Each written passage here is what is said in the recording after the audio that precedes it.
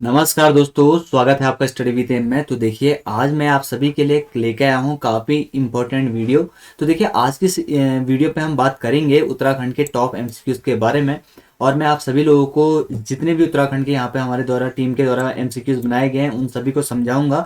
और आज से हम ये सीरीज स्टार्ट कर रहे हैं टॉप एमसीक्यूज़ की, और इसका पार्ट 1 है।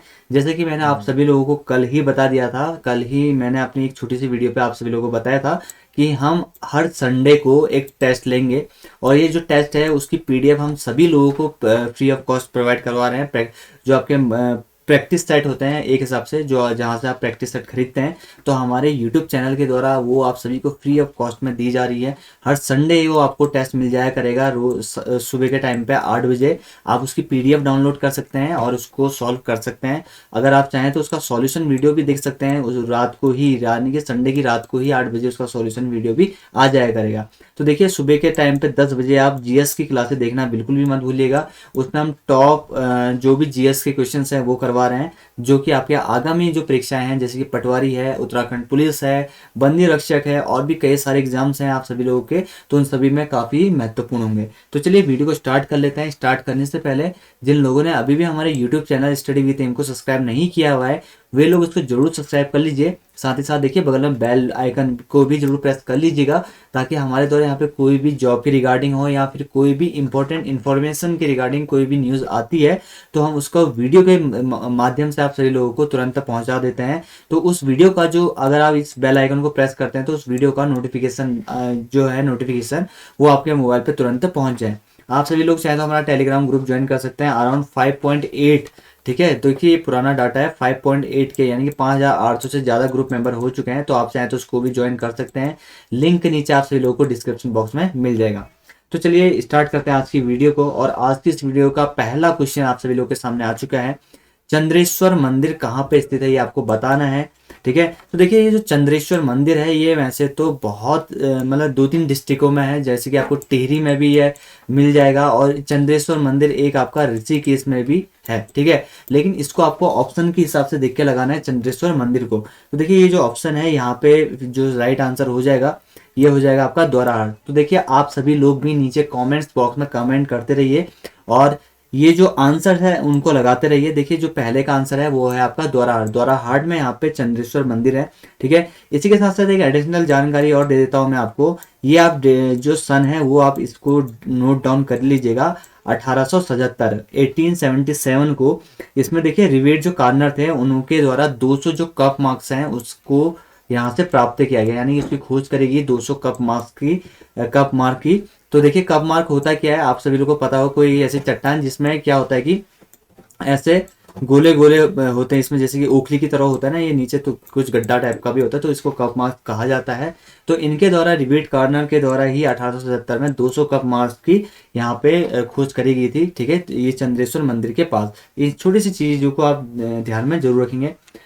चलिए फिर अगला क्वेश्चन बढ़ लेते हैं। अगला क्वेश्चन जो है आप सभी लोगों के सामने, इसको सॉल्व करने की कोशिश करिए आप सभी लोग।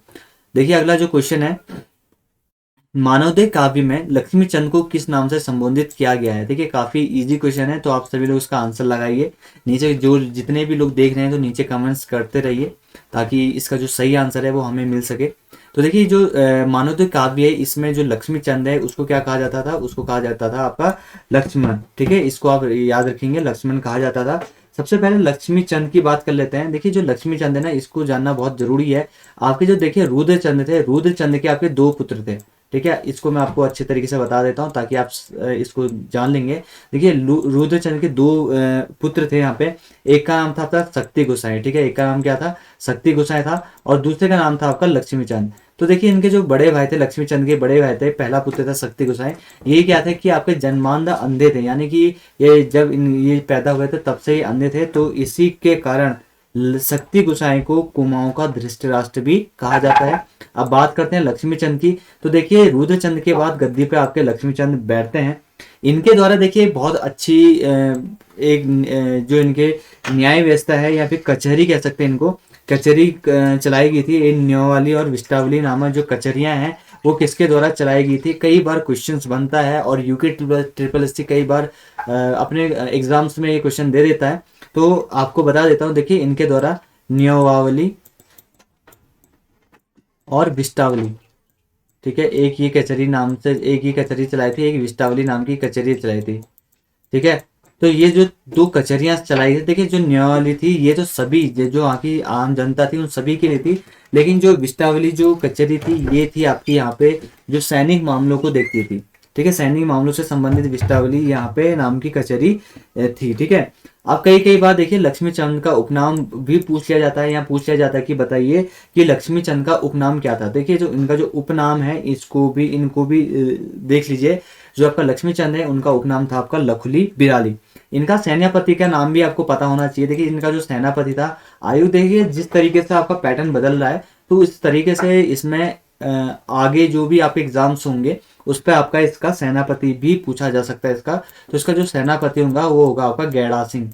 ठीक है, इसको आप नोट डाउन कर लीजिएगा, ये होगा आपका गैड़ा सिंह, इसका सेनापति लक्ष्मी चंद का। ठीक है, उम्मीद करता हूँ कि आप सभी लोगों को समझ में आ रहा होगा। और लक्ष्मी चंद के टाइम पे देखिए कुमाऊं पे एक प्रसिद्ध त्योहार बनाया जाता है खतड़वा। आप सभी को पता ही है, ये जो घटना हुई थी ना ये आपकी लक्ष्मी चंद के टाइम पे ही हुई थी। तो देखिए जो आपका खतड़वा जो त्योहार बनाया जाता है, इसके पीछे एक का मैं बता दें, लक्ष्मी चंद जो थे आपके, इनके द्वारा जो गढ़वाल पे 7 असफल आक्रमण किए गए थे। 7 बार इन्होंने आक्रमण किया, असफल रहे, लेकिन 8वें आक्रमण पे इनके द्वारा लक्ष्मी चंद के द्वारा वहां जो गढ़वाल का बहुत ही प्रसिद्ध जो सेनापति था खतर सिंह, वो खतर सिंह किसका सेनापति था, ये था आपका मान सिंह। वहां पे जो गढ़वाल में था मान शाह का ये आपका सेनापति था खतर सिंह। तो उसको वहां पे हराया, उसको हरा के गढ़वाल पे विजय के रूप में यहाँ पे कुमाऊं पे क्या बनाया जाता है, खतड़वा त्योहार बनाया जाता है। ये आप भी नोट डाउन कर लीजिएगा जिनको नहीं पता है। अगला क्वेश्चन बढ़ लेते हैं। देखिए रणवीर सिंह बिष्ट का संबंध किससे है, ये आपको बताना है। देखिए तो रणवीर सिंह जो बिष्ट है इनका जो संबंध है वो हो जाएगा किससे, चित्रकला से। तो देखिए जो आपका रणवीर सिंह बिष्ट है इनका जो संबंध है वो चित्रकला से है। 1991 में 1991 में इनको क्या मिला था, पद्मश्री अवार्ड मिला था इनको 1991 में। इनके जो 2 चित्र हैं वो काफी प्रसिद्ध हैं और कई बार पूछे जा चुके हैं आपके आयोग के द्वारा। सबसे पहले है आपका पहाड़ी घसाड़े। ठीक है, पहाड़ी घसारे। ठीक है, पहाड़ी घसारे जो चित्र हैं वो किसके हैं ये भी पूछा जा सकता है। तो ये किसको जाएंगे, रणवीर सिंह बिष्ट के पहाड़ी घसियारे। ठीक है, तो इसको आप नोट डाउन जरूर कर लीजिएगा, पहाड़ी घसियारे पहला। जो दूसरा है वो पहाड़ी लोक नृत्य। ठीक है, ये 2 जो चित्र हैं वो काफी इनके फेमस हैं, पहाड़ी घसियारे और पहाड़ी लोक नृत्य। ठीक है, इन 2 को आप जरूर नोट डाउन कर लीजिएगा। अगला क्वेश्चन की ओर बढ़ते हैं। देखिए अगला जो क्वेश्चन है आपका, कत्यूरी राजवंश के राजकुमारों की उपाधि क्या थी, तो आपको बताना है। तो देखिए जिन जिन लोगों को आता है वो नीचे कमेंट्स जरूर करते रहिएगा। कत्यूरी राजवंशों के राजकुमारों की उपाधि। तो देखिए जो इनकी उपाधि थी वो थी आपकी रजबार। ठीक है, रजबार इनकी उपाधि थी, तो आपको पता होना चाहिए। और जो जनरली जो थे, देखिए जो आपका एक कत्यूरी राजवंश थे तो इनका जो राजकुमार थे वो रजबार थे। कहाँ से संबंधित हैं, ये हैं आपके अस्कोट से। ठीक है, तो अस्कोट के जो रजबार आपने सुना भी होगा। और इसी के साथ साथ इनके द्वारा देखिए जो कत्यूरी राजवंश था उनके द्वारा जो इनका प्रशासन था उसमें जो दुग्ध निकालने का कार्य करते थे उनको क्या कहा जाता था, कई कई बार ये भी पूछा जा सकता है। ठीक है, उनको कहा जाता था आभीर। ठीक है, इनको आप नोट डाउन कर लीजिएगा कि जो कत्यूरी राजवंश था उसमें आपके जो दुग्ध निकालने का कार्य करते थे उनको आभीर कहा जाता था। और अगले बार एक क्वेश्चन ये भी बन सकता है कि जो आपका कत्यूरी शासन काल था उस टाइम पे आय का प्रमुख साधन क्या था। तो उस टाइम पे जो आय का जो प्रमुख साधन था वहां का वो था आपका कृषि। ठीक है, कृषि हो गया। और इनके द्वारा जो कर लिए जाते थे उसी से संबंधित, कर भी उतना इंपॉर्टेंट नहीं है लेकिन कृषि जो है वो काफी इंपॉर्टेंट है। उसका उस टाइम पे कृषि ही काफी महत्वपूर्ण थी इनके आय के संसाधनों में। चलिए अगला क्वेश्चन पढ़ लेते हैं। काफी इंपॉर्टेंट क्वेश्चन है, 1 मिनट में पेन चेंज कर लेता हूँ ताकि थोड़ा आप सभी लोग को और अच्छे से दिख पाए। तो देखिए जो आपका मेरिनो भेड़ है इसका वैज्ञानिक नाम क्या है। देखिए काफी परीक्षा की दृष्टि से काफी महत्वपूर्ण बनता है ये क्वेश्चन, ये मेरिनो भेड़ का। तो देखिए आपको जो मेरिनो भेड़ है इसका वैज्ञानिक नाम आगामी जो भी आपके पेपर होंगे उसमें पूछने की संभावनाएं बहुत ज्यादा है। मेरिनो भेड़ का वैज्ञानिक नाम पूछा जा सकता है, और क्यों पूछा जा सकता है वो अभी आपको बताऊंगा। तो इसका जो आंसर पहला ऑप्शन है ओवियस एरियस। ठीक है, ओविस एरियस। ठीक है, ये आपका जो ऑप्शन है वो आपका सही आंसर हो जाएगा, ओविस एरियस जो है आपका, ये मेरिनो भेड़ का वैज्ञानिक नाम है। मेरिनो भेड़ काफी इंपॉर्टेंट है, देखिए क्यों, क्योंकि देखिए जो मेरिनो भेड़ है इसको हाल ही में, देखिए जिस टाइम पे त्रिवेंद्र रावत जी थे आपके मुख्यमंत्री, उस टाइम पे उत्तराखंड सरकार ने 240 मेरिनो भेड़, ठीक है, कितने 240 जो मेरिनो भेड़ थे वो ऑस्ट्रेलिया से खरीदे थे। ठीक है, तो ये इनका उद्देश्य क्या था, यानी कि जो आपका ये मेरिनो भेड़ थे इनका खरीदे जाने का मुख्य उद्देश्य क्या था।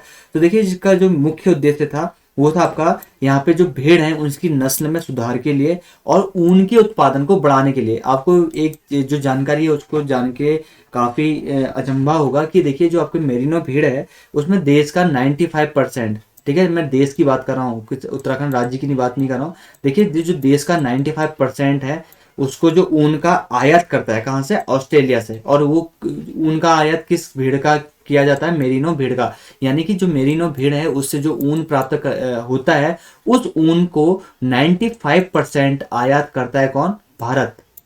ठीक है, भारत उसका 95% उस ऊन का आयात करता है। तो आप समझ सकते हैं कि कितना इंपॉर्टेंट है आपका ये ऊन उत्पादन में, या फिर आपकी अगर यहाँ पे जो जीडीपी को डेवलप करना है तो उसके लिए कितना इंपॉर्टेंट बन जाता है आपका मेरिनो भेड़। तो उसी के चलते हुए यहाँ पे जो उस टाइम पे सीएम त्रिवेंद्र सिंह रावत थे उनके द्वारा ये मेरिनो भेड़ों का खरीदे गए थे, 240 मेरिनो भेड़ खरीदे गए थे। इससे होता क्या है कि इससे जो यहाँ की भेड़ है उनकी नस्ल में भी सुधार होता है और साथ ही साथ जो ऊन का उत्पादन है वो काफी बढ़ जाता है। ठीक है, तो ये चीज आपको याद रहेगी। मेरिनो भेड़ का जो वैज्ञानिक नाम रहेगा वो है आपका ओबिस एरियस। ऑप्शन नंबर ए इसका राइट आंसर हो जाएगा। ठीक है, ये इसका राइट आंसर हो जाएगा। अगला क्वेश्चन है आपका, देखिए लेखक बली राम चौधरी किस चंद राजा के समकालीन थे। ये भी काफी इंपॉर्टेंट क्वेश्चन है, ये कई बार क्वेश्चन पूछ लिया जाता है और आगे पूछे जाने की संभावनाएं पूरी हैं। ठीक है, जो आपके लेखक बलीराम चौधरी थे वो किस चंद राजा के समकालीन थे। तो देखिए इसका जो राइट आंसर हो जाएगा वो हो जाएगा आपका कल्याण चंद। ऑप्शन नंबर 4 इसका राइट आंसर हो जाएगा। उम्मीद करता हूं कि आप सभी लोगों को हमारी जो वीडियो है काफी पसंद आ रही होंगी। तो देखिए वीडियो पसंद आए तो लाइक जरूर कर दीजिएगा, साथ ही साथ शेयर जरूर करिएगा अपने व्हाट्सएप ग्रुपों में, अपने स्टडी ग्रुपों में। और जिन्होंने चैनल को सब्सक्राइब नहीं किया है वे लोग भी जरूर सब्सक्राइब कर लीजिएगा हमारे YouTube channel study with M को। तो देखिए जो लेखक बलीराम चौधरी हैं वो हैं आपके कल्याण, वो किस चंद राजा के समकालीन थे, वो थे आपके कल्याण चंद थे, तो उनके समकालीन थे। ठीक है, उस टाइम पे देखिए जो आपका कल्याण चंद है उस टाइम पे इनके टाइम पे 2 प्रसिद्ध लेखक हुआ करते हैं।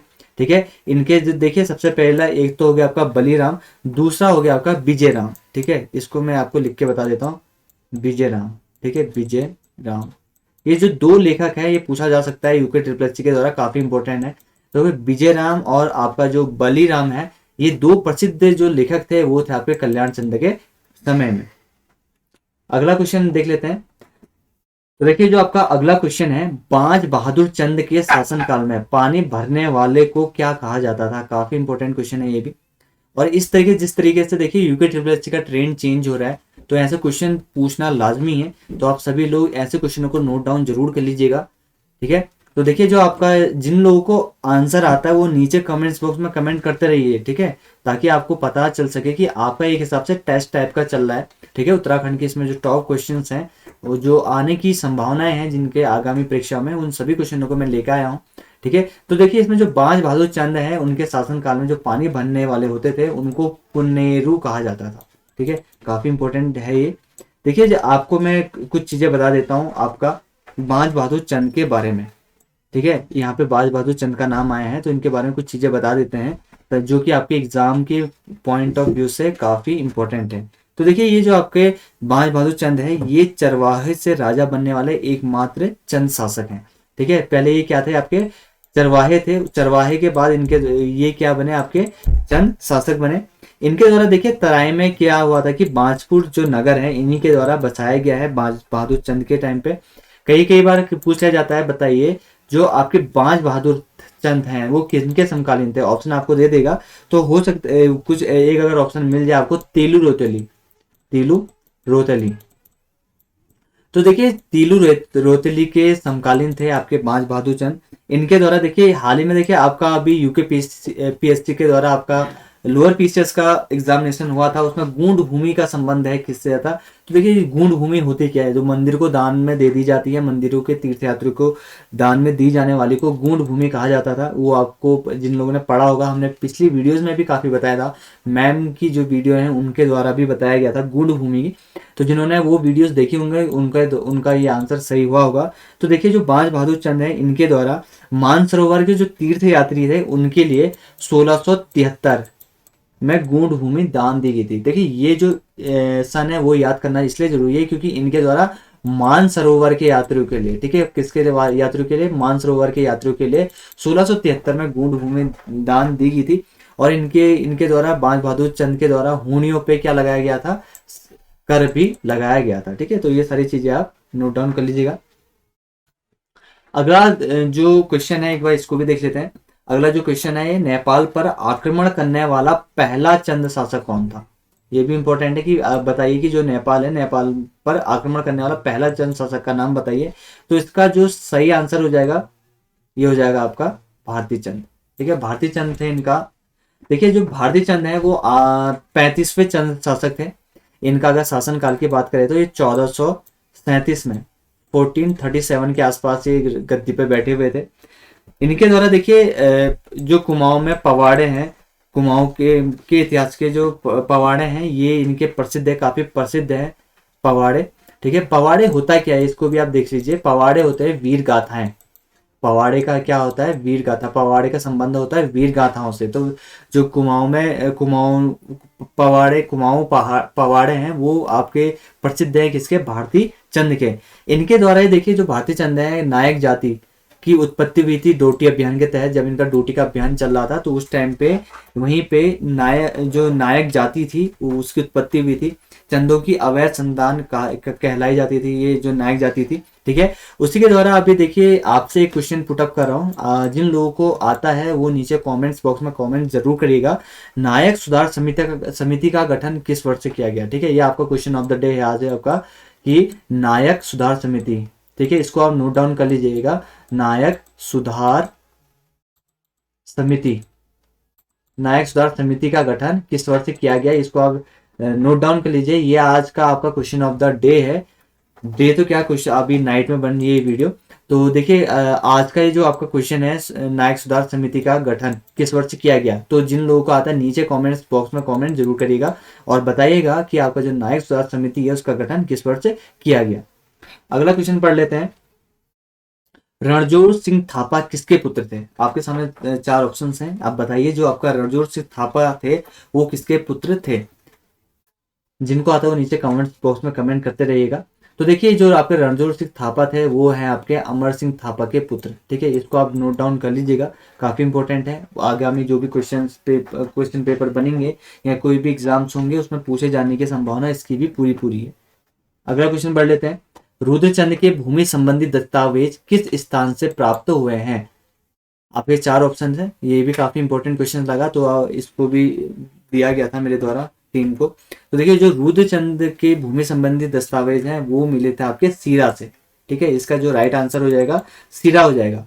तो देखिए आपका इसके बारे में भी बता देता हूँ। देखिए जो रुद्रचंद है उनके द्वारा सीरा में भूमि का क्या कराया गया था, विधि पूर्वक बंदोबस्त करवाया गया था। पूछा जा सकता है बताइए सीरा में किस चंद शासक के द्वारा विधि पूर्वक बंदोबस्त कराया गया। देखिए क्वेश्चन, देखिए यहाँ पे एक क्वेश्चन ये बना है। देखिए मैं पूरी कोशिश कर रहा हूँ कि एक क्वेश्चन में आपके 3 से 4 क्वेश्चन कवर हो जाएं, इसलिए मैं आपको पूरी डिटेल बता रहा हूँ ताकि आप एक क्वेश्चन के जरिए 3-4 क्वेश्चन को ऐसे ही कवर कर लें। अगर सीरा के बात आ गई तो सीरा में जो आपका विधि पूर्वक बंदोबस्त कराया था तो किस चंद शासक ने कराया था, वो कराया था आपका रुद्रचंद ने।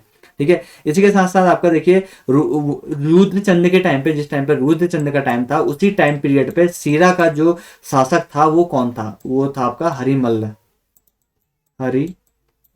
ठीक है, ये आपको पता होना चाहिए उस टाइम पे शासक कौन था आपका, हरिमल्ल था। और सीरा में जो आपका शिव मंदिर है उसका निर्माण भी किसके द्वारा कराया था, वो भी कराया था आपका रुद्रचंद। रुद्रचंद किसका उपासक था, शिव का। अगर कभी भी ऐसा क्वेश्चन आता है कि सीरा में शिव का जो मंदिर है उसका निर्माण किस चंद शासक के द्वारा कराया गया था, वो कराया गया था आपका रुद्रचंद के द्वारा। ठीक है, तो कंफ्यूजन नहीं करना है इस पे और इसका सही आंसर आपको वहां पे क्लिक करके आना है।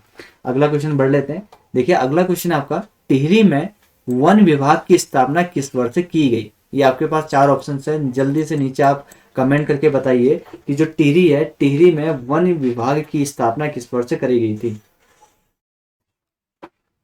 तो देखिए इसका जो सही आंसर हो जाएगा वो हो जाएगा आपका 1885, यानी कि आपका 1885 में टिहरी में वन विभाग की स्थापना करी गई थी। इसी के साथ साथ कुमाऊं और गढ़वाल में वन विभाग की स्थापना कब करी गई थी? तो देखिए आपका जो कुमाऊं है उसकी जो उसमें जो वन विभाग की स्थापना करी गई थी वो करी गई थी आपकी 1868 में। और जो आपकी गढ़वाल में आपका वन विभाग की स्थापना करी गई थी वो करी गई थी आपके 1869 में। ठीक है, ये दो सन भी आप जरूर याद रख लीजिएगा, काफी इंपॉर्टेंट है। अगर किसी को ये क्वेश्चन का आंसर आता है कि उत्तराखंड में वन नीति कब से लागू करी गई, वन नीति कब लाई गई, तो आप जरूर बताइएगा। और मैं बता देता हूँ, ये करी गई थी आपकी 2001 में। उत्तराखंड जो वन नीति लागू करी गई वो कब से करी गई है? 2001 से करी गई है। ठीक है, अगला क्वेश्चन है आपका यहाँ पे, अल्मोड़ा मुद्राएं किस साम्राज्य से संबंधित है? यहाँ पे जो आपके चार ऑप्शन है और आपको बताना है कि आपकी जो अल्मोड़ा मुद्राएं हैं किस साम्राज्य से संबंधित है।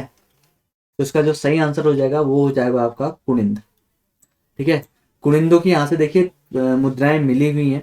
यहाँ पे देखिए आपकी जो कुनिंद लोग थे या कुनिंद जो शासक थे, उनकी तीन प्रकार की मुद्राओं का वर्णन मिलता है। सबसे पहले जो मुद्रा है वो है आपका अमोघ भूति प्रकार की, अमोघ भूति प्रकार की। देखिए अमोघ भूति कौन था? कुनिंद जो शासक था, कुनिंद जो राजवंश था उसका शक्तिशाली शासक था आपका कौन? अमोघ भूति। ठीक है, एक अमोघ भूति प्रकार की मुद्राएं मिली हैं। दूसरा आपका मिली है आपकी अल्मोड़ा प्रकार की। ठीक है, दूसरे कौन सी मिली है? अल्मोड़ा प्रकार की। और जो तीसरी मिली है वो है मिली है आपकी चत्रेश्वर प्रकार की, चत्रेश्वर।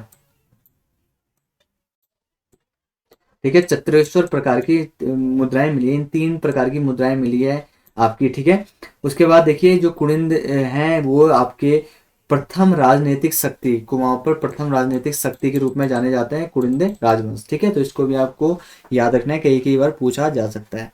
अगला क्वेश्चन की ओर बढ़ लेते हैं, रुद्रचंद के भूमि संबंधी, अच्छा ये शायद रिपीट हो चुका है क्वेश्चन। ठीक है, अगला नंबरिंग चेंज गलत होगी शायद, ये 13वां क्वेश्चन था, अगला आपका आएगा 14वां।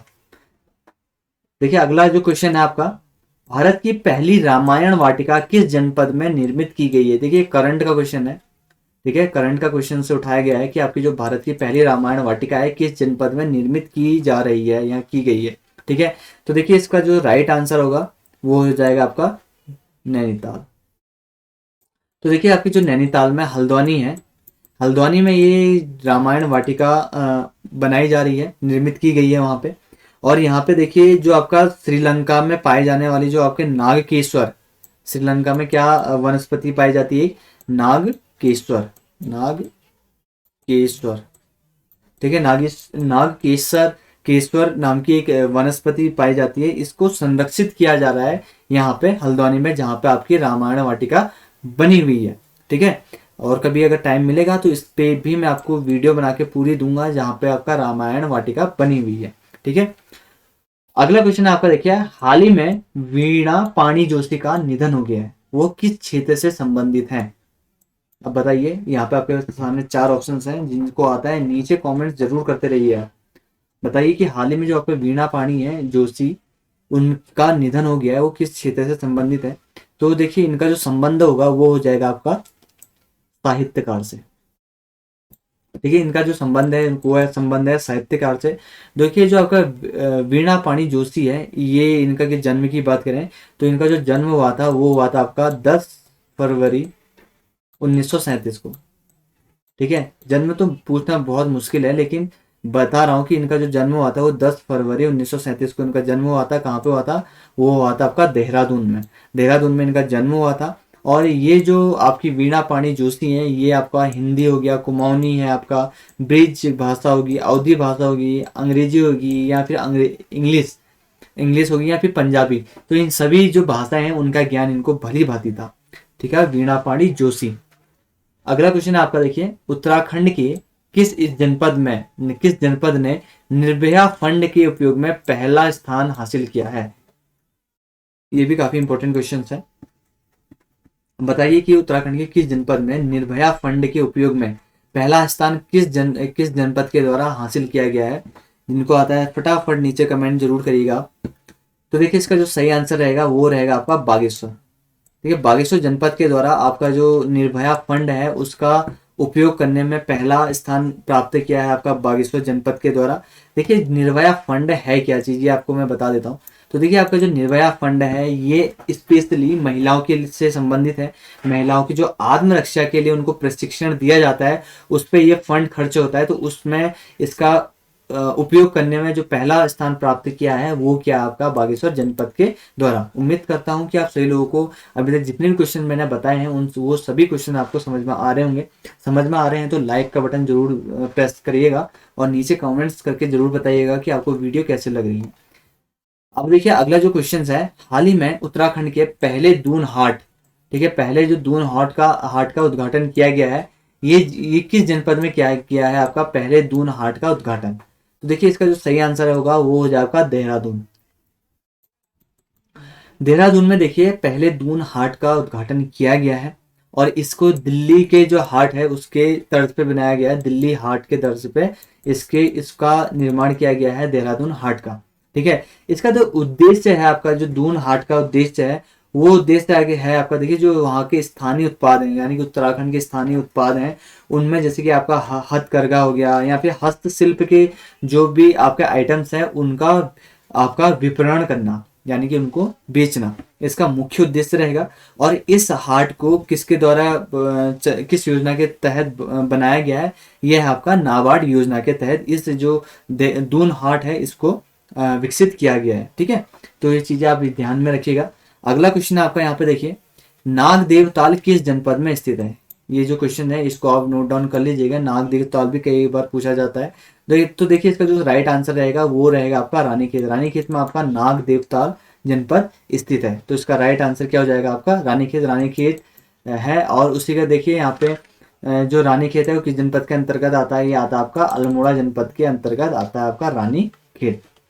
तो चलिए अगला क्वेश्चन की ओर बढ़ लेते हैं। अगला जो क्वेश्चन है आपका, सुमित्रा नंदन पंत के बचपन का नाम बताना है आपको। यहाँ पे काफी इजी क्वेश्चन लेके आया हूं मैं। सुमित्रा नंदन के पंत के बचपन का नाम क्या था? जिन जिन लोगों को आता है नीचे फटक से कमेंट्स करते रहिए आप।